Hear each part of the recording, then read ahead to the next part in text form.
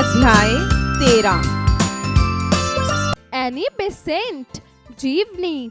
अध्ययन से पूर्व शिक्षक शिक्षिका स्वतंत्रता संग्राम से जुड़ी उन महिलाओं के विषय पर चर्चा करें जिन्होंने शिक्षा क्षेत्र में भी सराहनीय योगदान दिया। Annie Besant, Savitri by, Sarojini Naidu. जीवनी का मूल तत्व एनी बेसेंट का स्वतंत्रता संग्राम में दिए गए योगदान का परिचय बच्चों को प्रदान करना। भारत का 1857 का प्रथम स्वतंत्रता संग्राम, जिसे अंग्रेजों ने विद्रोह गद्र कहा, इंग्लैंड की पार्लियामेंट में तूफान मचा दिया। अंग्रेज किसी भी दशा में सोने की चिड़िया को हाथ से नहीं निकलने देना चाहते थे। उन्हीं दिनों एनी बेसेंट ने एक पुस्तक लिखी, इंग्लैंड इंडिया ऑफ अफगानिस्तान। यह पुस्तक 1879 में पहली बार लंदन में प्रकाशित हुई। इसमें बताया गया कि किस प्रकार एक व्यापारी कंपनी भारत की स्वामिनी बन बैठी। यह पहला अवसर था जब इंग्लैंड के एक नागरिक ने इतने स्पष्ट और तीखे शब्दों में इंग्लैंड की साम्राज्यवादी नीतियों का भंडाफोड़ किया था। एनी बेसेंट ने बताया कि जब भारत की निर्धनता की बात सोचते हैं तो आंखों के सामने जोंकों का दृश्य आता है जिन्होंने भारत का धन चूसा है। अंग्रेजों की भारत विजय की कहानी बहुत घिनौनी है। अब आपके मन में यह जानने की उत्सुकता हो रही होगी कि यह एनी बेसेंट थी कौन। अक्टूबर 1847 में लंदन में एक बच्ची का जन्म हुआ था। उसका बचपन का नाम एनी वुड था। वह अपने आप को आयरिश कहलाना अधिक पसंद करती थी क्योंकि उसकी माँ आयरिश थी। एनी अपनी माँ से बहुत प्यार करती थी। एनी के पिता एक बड़े विद्वान थे। उन्हें कई भाषाओं का ज्ञान था। जब एनी केवल 5 वर्ष की थी, पिता की मृत्यु हो गई। एनी की माँ उसे हैरो स्कूल में पढ़ाना चाहती थी। उस स्कूल के प्रिंसिपल की सहायता से यह संभव हुआ। वैसे एनी की शिक्षा नियमित रूप से किसी स्कूल में शुरू नहीं हुई। मिस मैरियट के घर पर रहकर उन्हीं के द्वारा एनी की पढ़ाई हो सकी। दिसंबर 1867 में एक पादरी फ्रैंक बेसेंट के साथ एनी का विवाह हुआ। पति पत्नी की इच्छाओं और भावनाओं में जमीन आसमान का अंतर था। फिर भी जीवन जैसे तैसे चलता रहा। वह 2 बच्चों की माँ भी बन गई, परंतु दोनों बच्चों निरंतर बीमार रहने लगे। 1873 ईस्वी में केवल 26 वर्ष की आयु में एनी बेसेंट घर से निकाल दी गई और वह सच्चाई की खोज में आगे बढ़ चली। 1874 ईस्वी में एनी बेसेंट चार्ल्स वार्डले की एक संस्था नेशनल सेकुलर सोसाइटी में सम्मिलित हुई। एनी बेसेंट ने पूरे देश में घूम घूम कर धर्म और राजनीति पर भाषण दिए। उन्होंने 1887 में मजदूरों के लिए 8 घंटे कार्य दिवस और बेरोजगारी की समस्या पर जमकर संघर्ष किया। 1889 का वर्ष उनके जीवन के लिए महत्वपूर्ण साबित हुआ। उनके जीवन में उस समय नया मोड़ लिया जब उन्हें ऐसा लगा कि उनके भटकते मन को शांति मिल गई है। वे थियोसॉफिकल सोसाइटी की सदस्य बन गए। भारत में इसकी स्थापना 1879 ईस्वी में मैडम ब्लेवत्स्की और आलकोट ने मिलकर की थी। इस संस्था के उद्देश्य थे विश्व बंधुत्व की स्थापना, आर्य और पूर्वी धर्म, भाषा और विज्ञान के अध्ययन को बढ़ावा देना। एनी बेसेंट 16 नवंबर 1993 को भारत पहुंची। एनी के लिए भारत एक ऐसी पवित्र भूमि थी जिसका महान धर्म विश्व के सब धर्मों का मूल था। उनकी दृष्टि में भारत भूमि सब संस्कृतियों का केंद्र थी। वह अपने सपनों के भारत को अपनी माता मानकर आई थी। वह भारत में जहाँ भी गईं, लोगों ने उनका बहुत सम्मान किया। पर भारत की दुर्दशा देखकर एनी हैरान रह गई।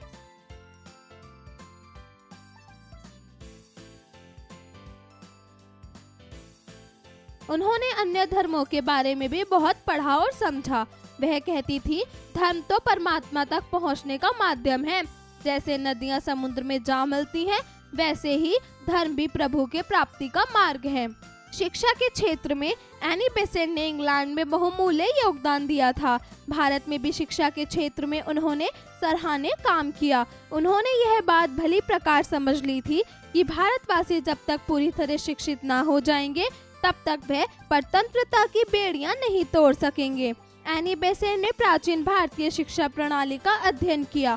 प्राचीन भारत में शिक्षा पर राज्य का कोई अंकुश नहीं होता था। विश्वविद्यालय शिक्षा के मंदिर थे।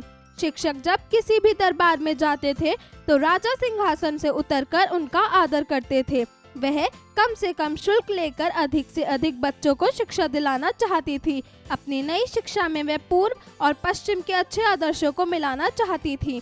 उन्होंने 7 जुलाई 1908 ईस्वी में वाराणसी के एक छोटे से घर में अपने सपनों के शिक्षा केंद्र की स्थापना की। रिचर्ड्स ने उसके पहले प्रिंसिपल तथा हैरी बैनबेरी पहले हेडमास्टर बने। भारतीय समाचार पत्रों में इस प्रयास की भरपूर प्रशंसा हुई। 1885 ईस्वी में मुंबई में भारतीय राष्ट्रीय कांग्रेस की स्थापना हो चुकी थी। एनी बेसेंट भी भारत के स्वतंत्रता आंदोलन में जुड़ चुकी थी। 1917 ईस्वी में कांग्रेस का अधिवेशन कोलकाता में हुआ। एनी बेसेंट इस सम्मेलन में कांग्रेस अध्यक्ष चुनी गई। यह किसी भी स्वतंत्रता सेनानी के लिए बहुत बड़ा सम्मान था। इस सम्मेलन में 4000 सदस्य आए थे। एनी बेसेंट उस समय संसार की मानी हुई वक्ता थी। उन्होंने कहा था, आप लोगों ने मुझे जो सम्मान दिया है उसके प्रति मेरी कृतज्ञता शब्दों द्वारा व्यक्त नहीं की जा सकती। आपके उपहार को मैं मातृभूमि की सेवा में अर्पित करना चाहती हूँ। मेरे पास जो भी है और मैं जो भी हूँ वह सब कुछ मैं भारत माता की बलि वेदी पर चढ़ाती हूँ। हम सब मिलकर शब्दों में ही नहीं बल्कि कर्तव्य द्वारा वंदे मातरम का उद्घोष करेंगे। होम रूल की बात सबसे पहले 1895 में बाल गंगाधर तिलक ने उठाई थी। 1914 ईस्वी में एनी बेसेंट ने होम रूल को कार्य रूम में लाने के लिए लोगों को तैयार करना आरंभ कर दिया। एनी बेसेंट भारत की पूर्ण स्वतंत्रता के पक्ष में थी। होम रूल का काम सुचारू ढंग से चलाने के लिए एनी बेसेंट ने एक साप्ताहिक पत्र कॉमनवेल्थ शुरू किया। उन्होंने इसके पक्ष में जगह जगह भाषण दिए। उनके लेखों से अंग्रेज शासक विचलित हो उठे। पत्र को जब्त कर लिया गया तथा 2000 रुपए जुर्माना जमा करने को कहा गया। होम रूल का नारा भारत के सब शिक्षित लोगों ने अपना लिया। कांग्रेस और लीग दोनों को इस आंदोलन ने जीत लिया। एनी बेसेंट का जगह जगह पर सम्मान किया गया। जिस घोड़ा गाड़ी में बैठकर एनी बेसेंट जाती थी, नौजवान उस गाड़ी से घोड़ों को अलग कर देते थे और उस गाड़ी को अपने कंधों पर खींचकर सभा तक ले जाते थे। चारों ओर एनी बेसेंट की जय जयकार होने लगी। 1929 ईस्वी में Annie Besant Budapest European Congress तथा शिकागो वर्ल्ड कांग्रेस की अध्यक्षता करने गई, परंतु 1931 के आरंभ से ही वे अस्वस्थ रहने लगी। फिर भी उन्होंने चेन्नई में थियोसॉफिकल सोसाइटी का केंद्र बनाया और उसे संवारने में लग गई। जून के महीने में उनके घुटने में चोट लगी। इसके बाद वे कभी ना उठ सकी। 20 सितंबर 1933 को वे इस संसार से विदा हो गई। उनका नाम भारतीय इतिहास में सदा अमर रहेगा। वह चाहती थी हम सब बच्चे भारतवासी बनकर जिएं और भारतवासी बनकर ही मरें। ऐसा बनकर ही हम उनकी स्मृति को सदैव बनाए रखने में सफल हो सकेंगे। यही उनके लिए सच्ची श्रद्धांजलि होगी। शब्दार्थ: स्वामिनी अर्थात मालकिन, परतंत्रता अर्थात गुलामी, अपति अर्थात भेंट, स्मृति अर्थात याद, विश्व बंधुत्व अर्थात संसार का भाईचारा, निर्धनता अर्थात गरीबी, विचलित अर्थात अस्थिर। उच्चारण करें।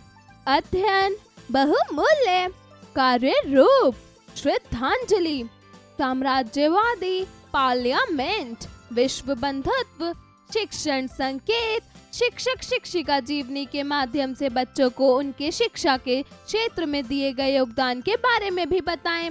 अभ्यास कार्य, जरा बताइए। प्रश्न 1, दिए गए प्रश्नों के उत्तर बताइए।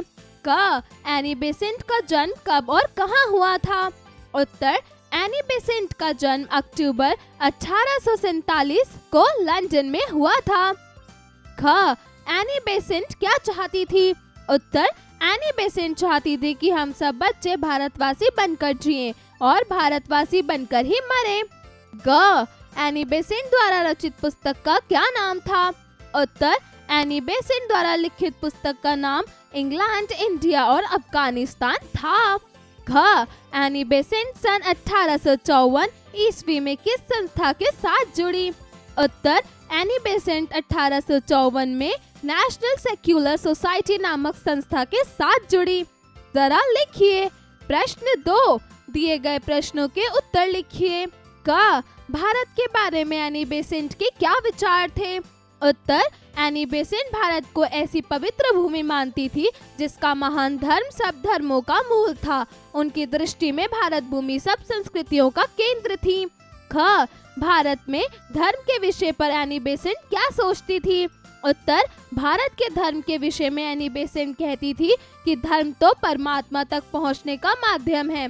जैसे नदियां समुद्र में जा मिलती हैं, उसी प्रकार धर्म भी परमात्मा प्राप्ति का मार्ग है।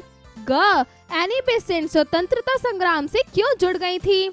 उत्तर, एनी बेसेंट अपनी शिक्षा में पूर्व था पश्चिम के आदर्शों को मिलाना चाहती थी, जिसके लिए उन्होंने शिक्षा केंद्र की स्थापना 1885 में भारतीय राष्ट्रीय कांग्रेस पार्टी में अध्यक्ष बनकर स्वतंत्रता संग्राम से जुड़ गई। घ, एनी बेसेंट का वैवाहिक जीवन कैसा था? उत्तर, एनी बेसेंट का वैवाहिक जीवन संतोषजनक नहीं था। प्रश्न 3, सही कथन पर सही अथवा गलत कथन पर गलत का निशान लगाइए। क, एनी बेसेंट ने शिक्षा के क्षेत्र में अपना योगदान दिया। उत्तर, सही। ख, एनी बेसेंट द्वारा रचित पुस्तक फ्रांस में प्रकाशित हुई। उत्तर, गलत। ग, एनी बेसेंट का जन्म इंग्लैंड में हुआ। उत्तर, सही। घ, एनी बेसेंट ने पूर्वी व पश्चिमी शिक्षा को मिलाना चाहा। उत्तर, गलत। प्रश्न 4, दिए गए रिक्त स्थानों की पूर्ति कीजिए। क, एनी बेसेंट डैश सोसाइटी की सदस्य बन गई। उत्तर, थियोसॉफिकल। ख, डैश के क्षेत्र में एनी बेसेंट ने अपना बहुमूल्य योगदान दिया। उत्तर, शिक्षा।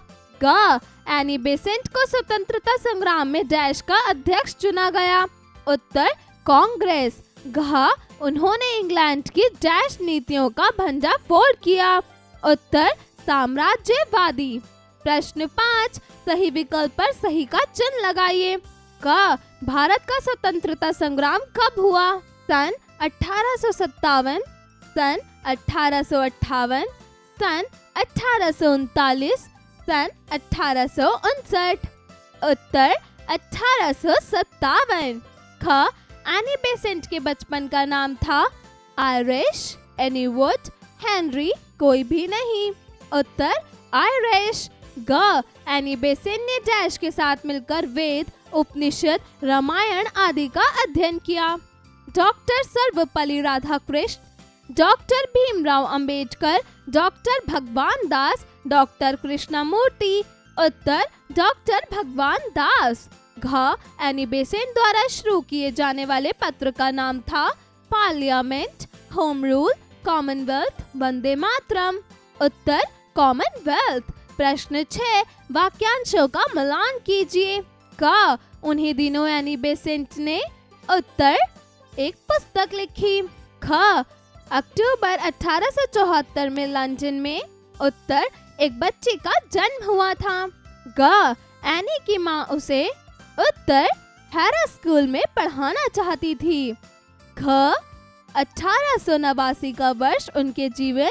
उत्तर, के लिए महत्वपूर्ण साबित हुआ। प्रश्न 7, दिए गए शब्दों का वाक्य में प्रयोग कीजिए। क, श्रद्धांजलि।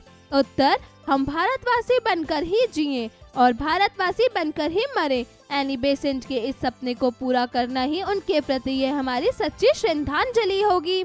ख, स्मृति। उत्तर, मेरे बचपन की स्मृतियां मुझे सुखद अनुभव प्रदान करती हैं। ग, सम्मेलन।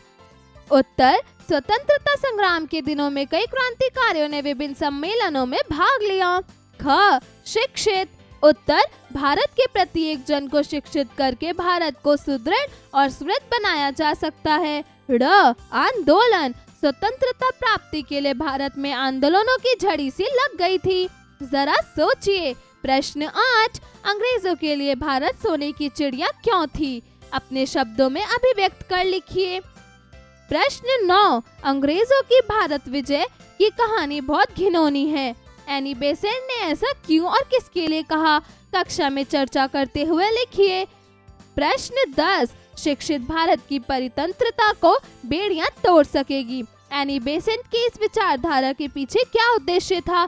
सोचकर कक्षा में संवाद कीजिए। जरा भाषा पर गौर कीजिए। प्रश्न 11, दिए गए उपसर्गों से सार्थक शब्द बनाइए। क अ उत्तर अभाव, अमर, अभात, अभय। ख प्र उत्तर प्रचुर, प्रहार, प्रयास, प्रभाव। ग नि उत्तर नियोजन, निकाय, नियंत्रण, निकम्मा। घ अनु उत्तर अनुराग, अनुपम, अनुवाद, अनुकूल। प्रश्न 12 दिए गए शब्दों में सही भाववाचक संज्ञा शब्द पर सही का चिन्ह लगाइए। क सोना, चिकित्सक, इंसान, फकीरी। उत्तर फकीरी। ख बुढ़ापा, भला, खटास, सुंदरता। उत्तर बुढ़ापा, खटास। ग प्रगतिशील, स्मृति, भक्ति, भातृत्व। उत्तर स्मृति, भक्ति, भातृत्व। घ काला, दुष्टता, तपस्वी, झुकाव। उत्तर दुष्टता। प्रश्न 13 दिए गए पदों के समास का नाम लिखिए। क शताब्दी। उत्तर द्विक समास। घ पराधीन। उत्तर तत्पुरुष समास। ग देशभक्ति। उत्तर तत्पुरुष समास। घ देश विदेश। उत्तर द्वंद्व समास। प्रश्न 14 दिए गए शब्दों के पर्यायवाची शब्द बताइए। क विद्या। उत्तर ज्ञान, शिक्षा, ज्ञानेश्वरी। ख स्वतंत्रता। उत्तर स्वाधीनता, आजादी, स्वाधीनता। ग सभ्यता। उत्तर शिष्टता, शिष्टाचार, शीलवता। घ बचपन। उत्तर बालपन, बाल्यावस्था, लड़कपन। जरा रचनात्मक कार्य कीजिए।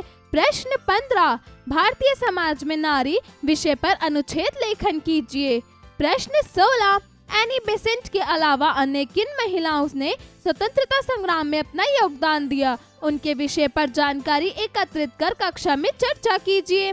प्रश्न 17 एनी बेसेंट की 5 उपलब्धियों के नाम लिखिए जो उन्होंने अपने जीवन काल में हासिल की। जरा दिमाग लगाइए। प्रश्न 18 शिवाजी एक प्रसिद्ध मराठा शासक थे, उनसे संबंधित कुछ प्रमुख तथ्य बताइए। क एनी बेसेंट की मृत्यु। ख होम रूल लीग की स्थापना। क भारतीय राष्ट्रीय कांग्रेस की प्रथम महिला अध्यक्ष। जीवन कौशल एवं मूल्य परक प्रश्न। प्रश्न 19 हमारी विचारधारा ही हमारे व्यक्तित्व को निर्मल बनाती है। एनी बेसेंट की विचारधारा ने अंग्रेजों का तख्ता पलट कर दिया।